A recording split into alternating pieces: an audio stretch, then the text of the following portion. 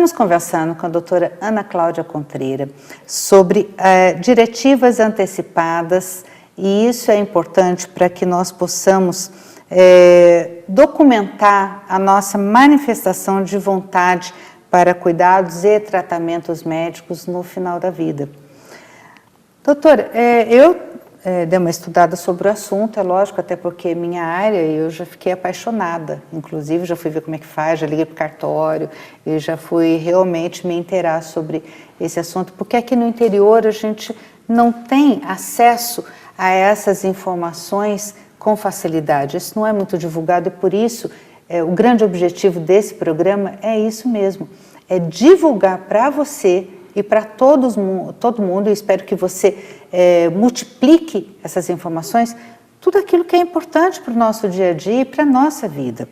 Então, eu vi aqui que as diretivas antecipadas de vontade, na verdade, é um gênero, né, de documentos de manifestação de vontade para cuidados e tratamentos médicos e que possui duas espécies, que seria o testamento vital e procuração para cuidados de saúde, também chamado mandato duradouro, e que, quando previstos em um único documento, são chamadas de diretivas antecipadas de vontade. A senhora já pegou algum caso assim, doutora? De registrar?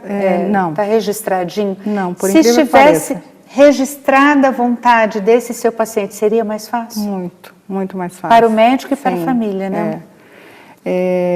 Muitas vezes, até o paciente, ele manifesta o desejo de, verbalmente, de ser, por exemplo, tratado no domicílio até o final da sua vida, sem ser transportado para um hospital.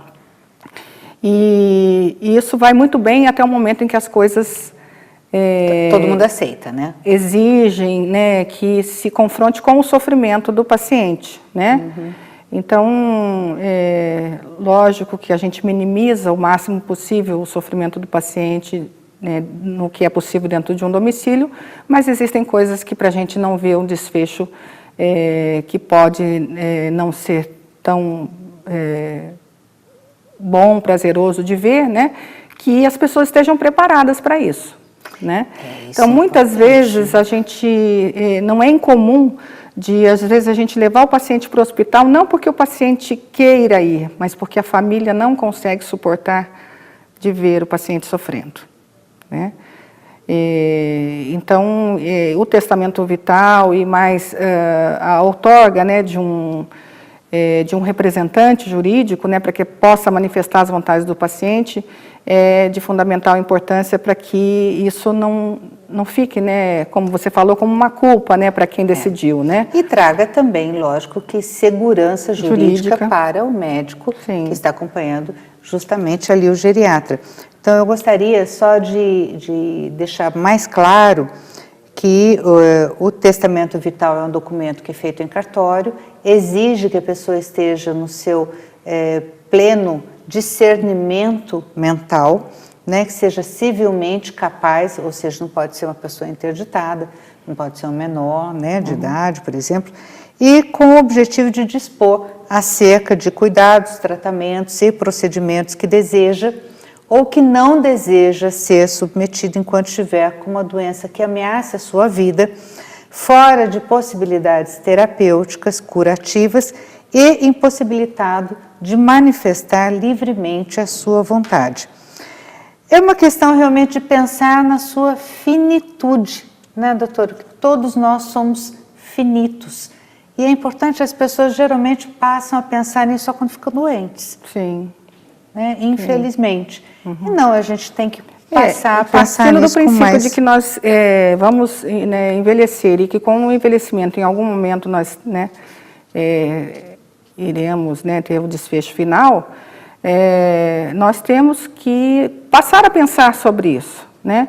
Então, daí a importância, inclusive, também esse foi um tema do Congresso Paulista de Geriatria, em que uma colega que está muito envolvida com isso, inclusive tem um site na internet chamado Testamento Vital, em que, inclusive, ela orienta o passo a passo para a execução, né, de um testamento e de uma diretiva antecipada. E é sempre importante a pessoa fazer isso acompanhado do médico da sua confiança e de um advogado da sua confiança, né? Exatamente, para que sejam contemplados todos os aspectos que essa situação que é delicada, né, envolve. Eu estou vendo aqui a questão dos requisitos, né, que não exige legislação específica sobre o tema e nenhuma determinação legal para a formalização do testamento vital, e por isso os cuidados precisam ser ainda maiores, e por isso que a gente sugere que seja feito em cartório, que não seja ali feito à mão, reconhecido firme da assinatura, só que seriam como se fosse uma situação assim, particular, né? Um contrato particular, mas não, uma declaração particular, mas seja feito em cartório. É importante também salientar que essa manifestação da vontade, ela pode mudar, né? Então, a pessoa que manifestou a vontade de uma determinada forma, ao longo do período de doença, ou ao longo da sua vida, ou de um determinado momento de padecimento, ela pode mudar de opinião. E, como portanto, testamento, como qualquer testamento. Exatamente, né? Não é uma coisa que a pessoa, eu decidi isso, então não posso mais voltar atrás. Pode, né? Desde que ela tenha condições de discernimento, ela pode. Isso, exatamente. Né? E aqui eu vejo que os profissionais a serem consultados para realizar o testamento vital, que seria o médico, o advogado de confiança, como a gente falou, o conteúdo em linhas gerais seria vital, seria nos ordenamentos jurídicos estrangeiros, tem assim, conteúdo de disposição de recuso, aceitação de tratamentos que prolonguem a vida, então tem aí um exemplo para a gente estar seguindo. Toda pessoa maior de 18 anos e com discernimento pode fazer o seu testamento vital e pode nomear um procurador que conheça o desejo do paciente, podendo ser um familiar ou um amigo, e que essa nomeação do procurador é facultativa, mas quando houver essa nomeação, o documento será chamado de diretrizes antecipadas. Por quê? Porque às vezes você faz um testamento vital, vamos pensar junto, faz o testamento vital, ali tem todas aquelas circunstâncias, mas se houver algum tipo de interpretação, você tem que ter uma pessoa da sua confiança que interprete isso, por isso a importância também do procurador.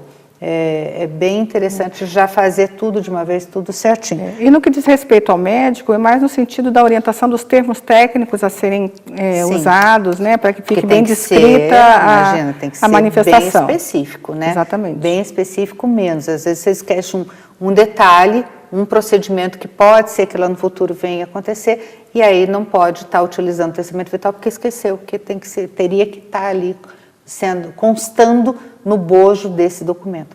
Doutor, assunto interessantíssimo, daria para fazer uns 3 programas só sobre isso.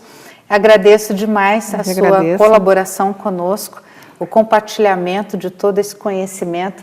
A doutora está sempre aqui sendo convidada e aceitando, enriquecendo, né, esse nosso programa para que você, telespectador, possa ter uma vida melhor, com mais conhecimento, porque conhecimento é poder. Então, gente, olha, um grande abraço a todos vocês, até semana que vem. Mais uma vez, doutora, muito obrigada, seja bem-vinda sempre.